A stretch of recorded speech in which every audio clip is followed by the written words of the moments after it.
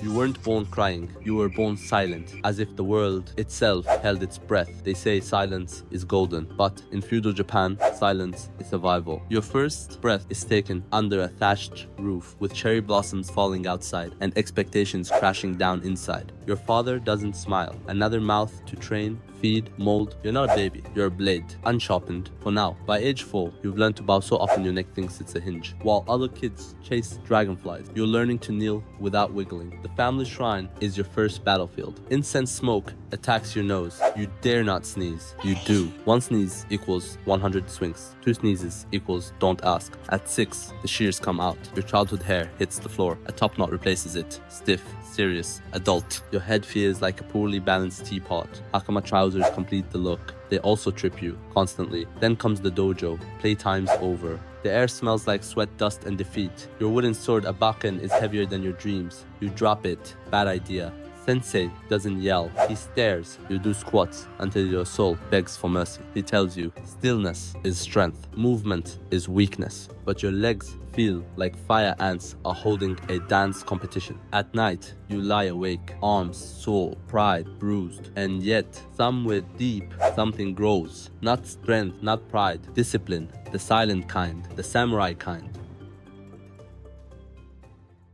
You're 13 now, old enough for a real sword, sharp enough to split a hair, or your palm, which it does on day 1. Blood binds you to the blade, Sensei says, watching you wince. You think maybe gloves would have been nice. Now comes mounted archery, because apparently regular archery wasn't humiliating enough. It's like threading a needle while riding a thunderstorm. The horse hates you. The target laughs at you. Sensei, of course, sips tea and says, patience is the arrow that never misses. You suspect he just enjoys watching you fall. Your first skirmish comes without warning. One moment, you're polishing your armor. Next moment, you're wearing it. Sprinting into chaos. All that perfect kata training out the window. It's not elegance now, it's survival. You try to remember everything. Footwork, guard stance, breathing, but mostly you just try not to die. Somehow you don't. Better yet, your panic-fueled defense actually works. Your commander calls it unorthodox brilliance. You call it luck, with a dash of terror. Next, politics. Worse than battle. One tea ceremony, one misplaced bow, and boom, full-blown diplomatic disaster. You memorize more rules than sword forms. And then, marriage. She's the daughter of a rival clan. Graceful, deadly. First dinner feels like a duel with chopstick. You survive, barely. Now, you command 20 samurai. They expect wisdom. You Google your own thoughts. Congratulations, you're not dead. But now, you're responsible for people who might be.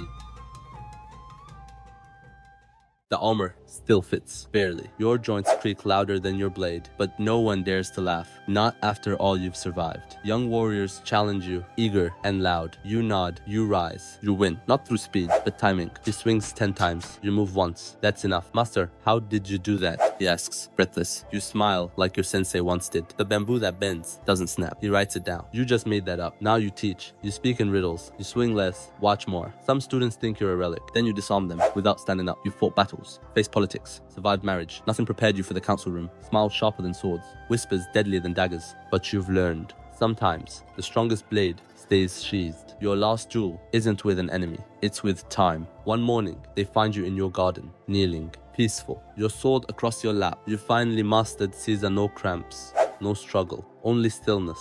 Your last teaching isn't about war. It's this: to be a great samurai, survive long enough to learn most battles don't need a sword at all.